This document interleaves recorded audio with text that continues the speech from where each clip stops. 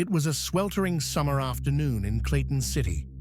The streets were alive with traffic, children playing, the distant hum of sirens from routine emergencies. But in the middle of a quiet neighborhood, a confrontation was about to unfold that would change lives forever. Marcus Ellison, a 35-year-old African-American man, walked briskly down the street on his way to the local community center. He carried a folder of papers under his arm, documentation for a grant he had been preparing for months. Marcus was well known in the neighborhood, a mentor to local teens, a vocal advocate for social programs, and a man committed to change. As he turned the corner, he noticed a squad car parked awkwardly by the curb. A white officer, Michael Brenner, stepped out, glaring, his posture rigid and aggressive. Marcus slowed, sensing tension in the air. Brenner's tone was sharp. "Where do you think you're going?" he barked. "I'm just walking," Marcus replied calmly, raising his hand slightly to show he meant no harm. But Brenner wasn't in a listening mood. Something about Marcus, his calm, his demeanor, or perhaps just the color of his skin, set Brenner off. Before Marcus could react, Brenner spat directly onto him. The act was brazen, humiliating, and shocking. Marcus froze, stunned. A crowd of neighbors began to gather, whispers spreading through the street like wildfire. Children stopped playing, mothers peeked from windows, and the quiet suburban rhythm seemed to halt entirely. "You think you can just walk around here?" Brenner sneered, his chest puffed out. Marcus wiped his face with his sleeve, fury and disbelief boiling within him. "I've done nothing to you." He said, voice steady but trembling. "Nothing at all." The crowd murmured. Some tried to intervene. Others recorded the incident on their phones. Brenner laughed, dismissive, a cocky smirk on his face, clearly convinced no real consequence would follow. Little did either man know that single moment, charged with contempt and arrogance, would spiral into a series of events neither could have anticipated. The video of Brenner spitting on Marcus went viral within hours. Social media erupted with outrage. Local news stations covered the story, and community activists demanded justice. The police department initially attempted to downplay the incident.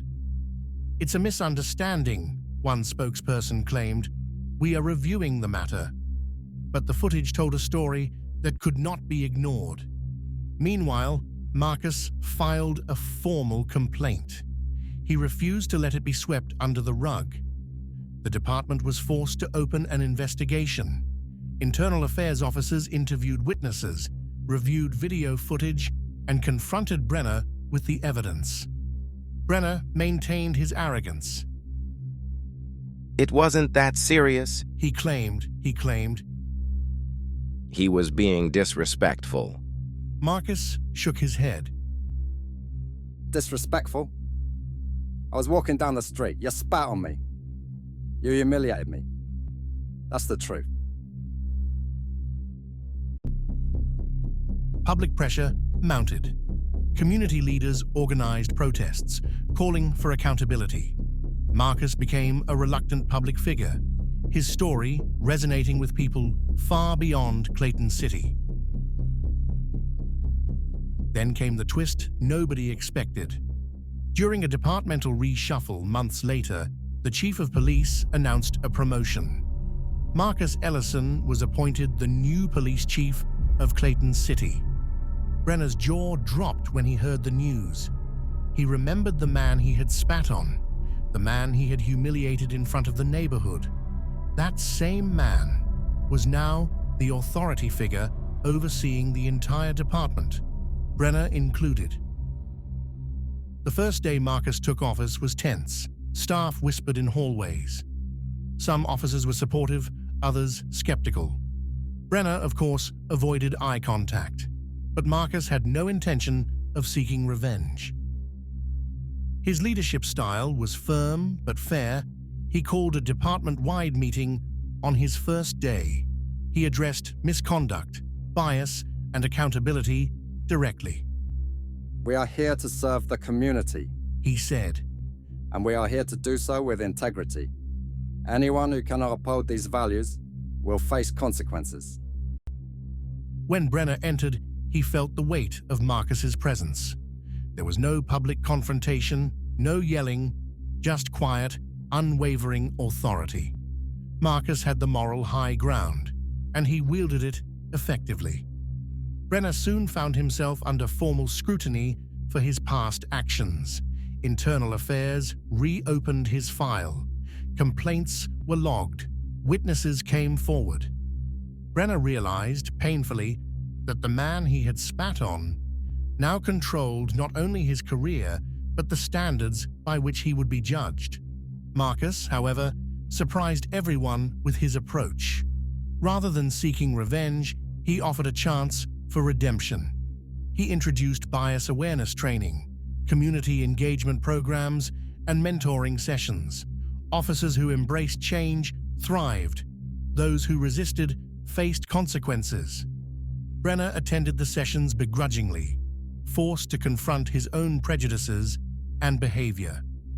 The man who once spat on Marcus now had to listen, learn, and comply. The story of Marcus Ellison's rise from victim to police chief spread nationwide. It became a symbol of justice, not revenge, but accountability and integrity. For Marcus, the journey was bittersweet. He never wanted fame, never wanted power. He wanted fairness. And in becoming chief, he proved that systemic change was possible, even when confronted with personal humiliation. For Brenner, the lesson was harsh and humbling. Actions have consequences. Contempt, arrogance, and abuse of power eventually meet accountability, no matter how long it takes. Marcus went on to implement reforms that improved community trust, reduced complaints, and encouraged transparency in the police force. And while some officers remained resistant, the message was clear. The era of unchecked misconduct was over. In Clayton City, people still talk about the day Marcus walked into power. Not because he sought revenge, but because he embodied justice, courage, and resilience, the qualities that made him the leader the city desperately needed. And still, not all shadows had been lifted. Brenner wasn't the only officer with secrets. Rumors whispered through the hallways, misconduct, cover-ups, and a list of actions some would do anything to hide. Marcus knew the department was only the surface of a deeper problem. Power, corruption, and resentment still lurked behind closed doors, and someone who had always been watching, was waiting for the perfect moment to strike. That summer afternoon, the city had witnessed a single act of contempt. But now, Marcus's authority had drawn attention, both wanted and unwanted. And the question lingered in every dark corner of Clayton City. Who would act next? And would Marcus be ready when they did? The first hint of trouble came in the dead of night. Marcus Ellison sat in his office reviewing incident reports when his phone buzzed. A message appeared on the screen. No sender, just a single line. You're being watched. Every move. The room grew colder. Marcus's heart raced, and he said, Who could send this? An old enemy? A corrupt officer? Or someone far more dangerous, lurking in the shadows of the city he swore to protect? This isn't just about Brenner anymore. Something bigger is coming. Outside, the city slept, unaware that a storm of secrets and danger was gathering around its new police chief.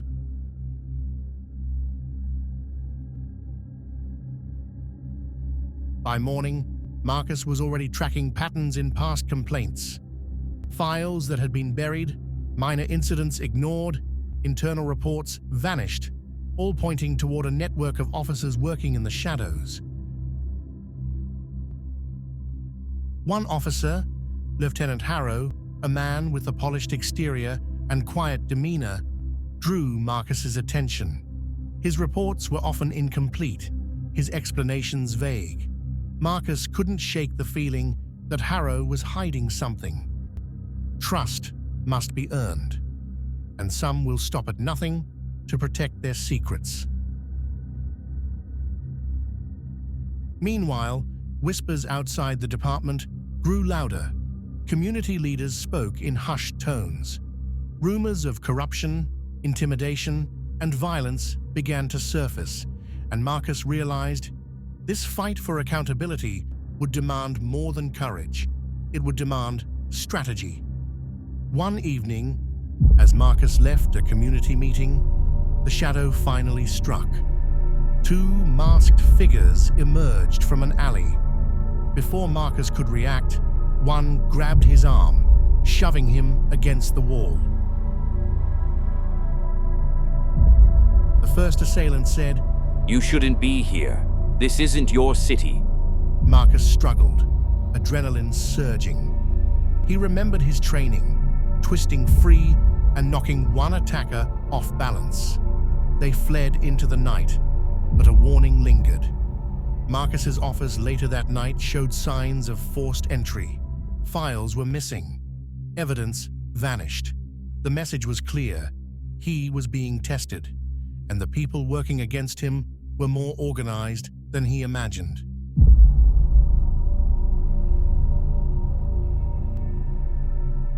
Marcus knew he couldn't fight this alone, but trust was fragile. He assigned a small, loyal team to investigate. Those officers who had stood with him from the beginning. Yet the deeper they dug, the more they uncovered. Forged reports, bribes, secret meetings, and the shocker, some of these officers were his most trusted allies. Corruption doesn't wear a mask. Sometimes it wears a badge. He had to act carefully. Every move could tip off the perpetrators, and the wrong step could cost him and the city everything. Then, a breakthrough. An anonymous informant contacted Marcus, a voice distorted yet precise.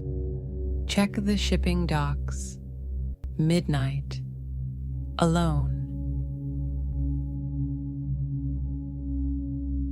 Marcus debated. It could be a trap, but ignoring it could let the corruption continue unchecked. With only two trusted officers, he ventured into the docks that night.